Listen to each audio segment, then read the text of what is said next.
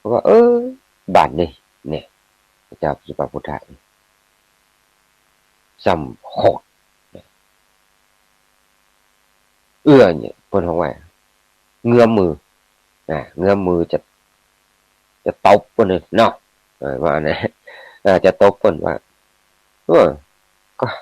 ก็ข้าบอกแล้วเราว่าสมณะโคดมจะมาก็จ้างหัวอย่างข้าบ่สนเนี่ยข้าบ่หลีกทางฮึเนี่ยจะนั่งอีละเนี่ยเพราะอย่างเพราะข้าเป็นผู้รักผู้ใหญ่กว่าหรอเนี่ยข้าเป็นผู้ใหญ่เป็นพ่อตาผมซ้ำอ่ะเป็นคนรักคุณโตลูกเนี่ย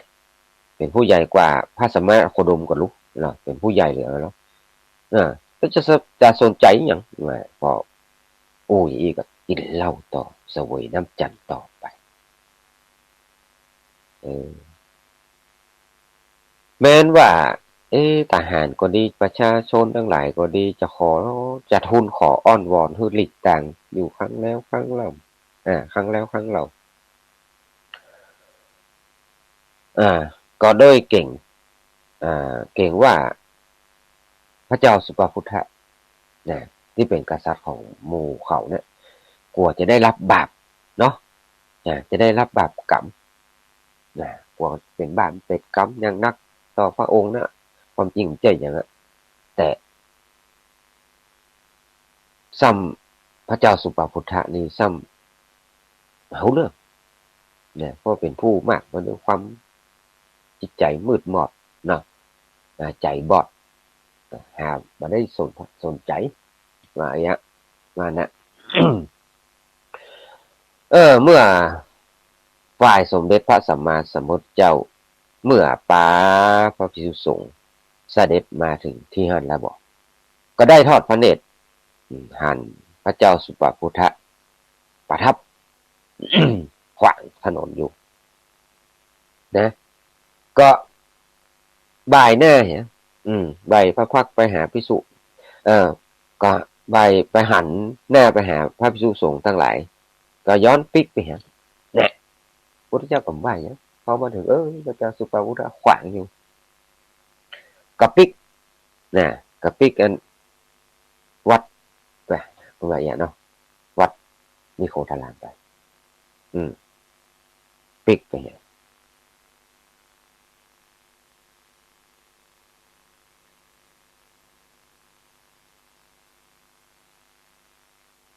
เพราะว่าไปเหมือนอย่างบาปิกอย่างครับเพราะว่าขอบามันมีหนทางที่จะไปเพราะว่าความจริงพระเจ้าเอ่อสุปาพุทธานี่ก็ไม่ใช่ไผ่ที่ไหนเหมือนกันนะเป็นลุงเนาะอ่าเป็นพระเจ้าลุงขององค์สมเด็จพระสัมมาสัมพุทธเจ้านี่แหละอืม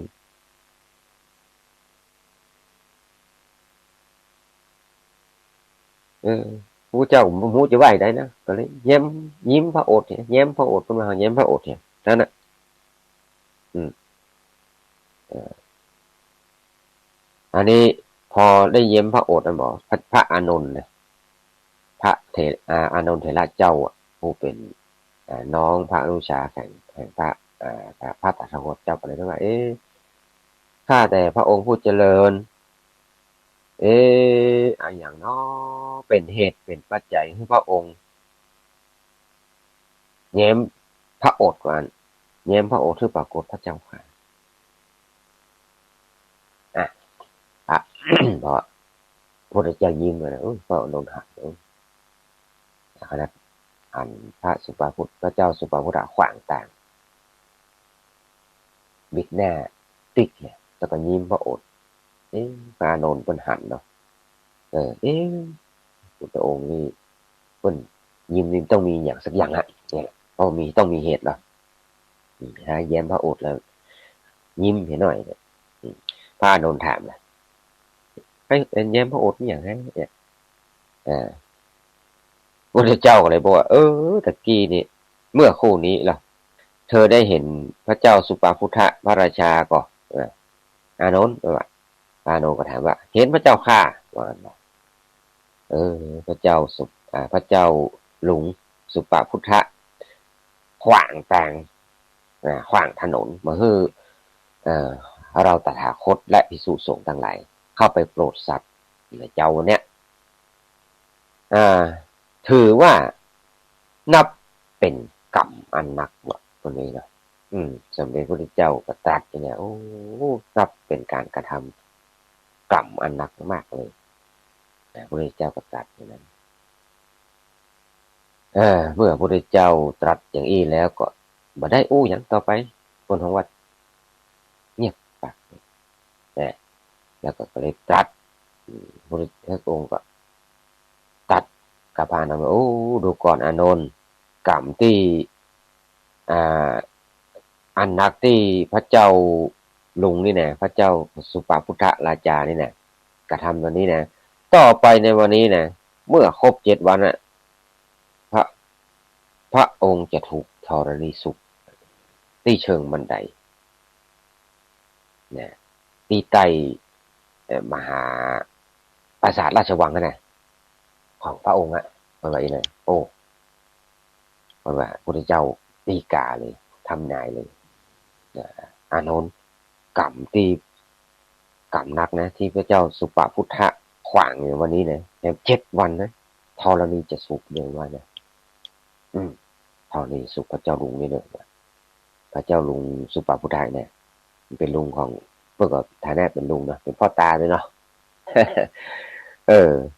ฝ่ายสมเด็จพระเจ้าสุปาพุทธะเนี่ยเมื่อแกล้งเนี่ยเมื่อการแกล้งองค์สมเด็จพระสัมมาสัมพุทธเจ้าเข้าไปบิณฑบาตวันนั้นเนี่ยเมื่อได้หันสมเด็จพระสัมมาสัมพุทธเจ้าปาพระเจ้าตุเจ้าปาพระภิกษุสูงปิกไปวัดเนี่ยโอ้ดีใจดีใจไข้หัวถ้าขวางขวางได้เนาะก็เลยส่งพนไว้ส่งคนส่งค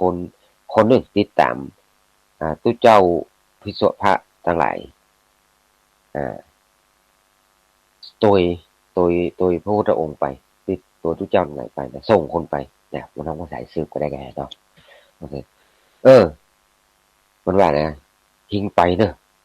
ไปตัวหาได้เลยแล้วไปคอยพอดูว่านะไปสอดแนมเขานะว่า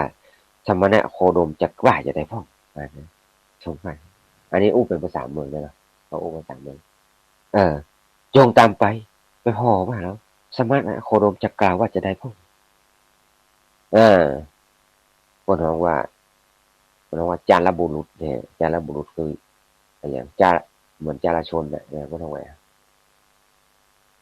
จารชนสายลับกันเนาะเนี่ยสายลับ เนี่ยสายลับมันเมื่ออันในหนังสายลับอะไรอย่างเงี้ยนะส่งสายลับไปสายลับก็เอาอีกแล้วกันนี่นะไปฟังไปตัวฟังไปตัวสูงพระเจ้าสมเด็จพระสัมมาสัมพุทธเจ้ากับพระสุสงฆ์ทั้งหลายนะโต้ไปเมื่อทุกเจ้าทั้งหลายได้อู้ถึงกรรมที่พระพุทธเจ้าได้ดีกาไว้เนี่ยที่ดีกาวิจารณ์ถึงเรื่องได้ยินทุกเจ้าอู้กันเรื่องที่พระพุทธเจ้าดีกาว่าพุทธเจ้าสุปาพุทธะจะธรณีสุขแห่ง7 วันนี่นะอันนี้มันก็ปิกมาละก็รีบมาละปิกมาก็เลยมาเฝ้าพระเจ้าสุปาพุทธะนะพระเจ้าสุปาพุทธะเหรอพระเจ้าสุปาพุทธะนะถ้ากันไอ้นักสืบนี่นะใช่ไหมมันว่าไงพ่องเหรอว่าหลานเราว่าอย่างไรพ่องมันก็ถือว่าของพุทธเจ้าว่าหลานนะหลานว่าอย่างไรพ่องมาได้มีนบาตวันเนี้ยเป็นไรพ่องถ้าจะไม่ได้กินข้าวแล้วเนาะถ้าจะให้หิวได้ไว้นะถามนักสืบนะถ้าจะหิวเนาะบอกไอ้นักสืบมันก็บอกว่าบ่ใช่อย่างนั้นเจ้าข้าว่าเนี่ยนักสืบว่านะก็เลยกราบทูลว่าโอ้ที่ปนอูอันตุเจ้าปนอูกันแน่ว่าอันพระเจ้าพระองค์จะถูก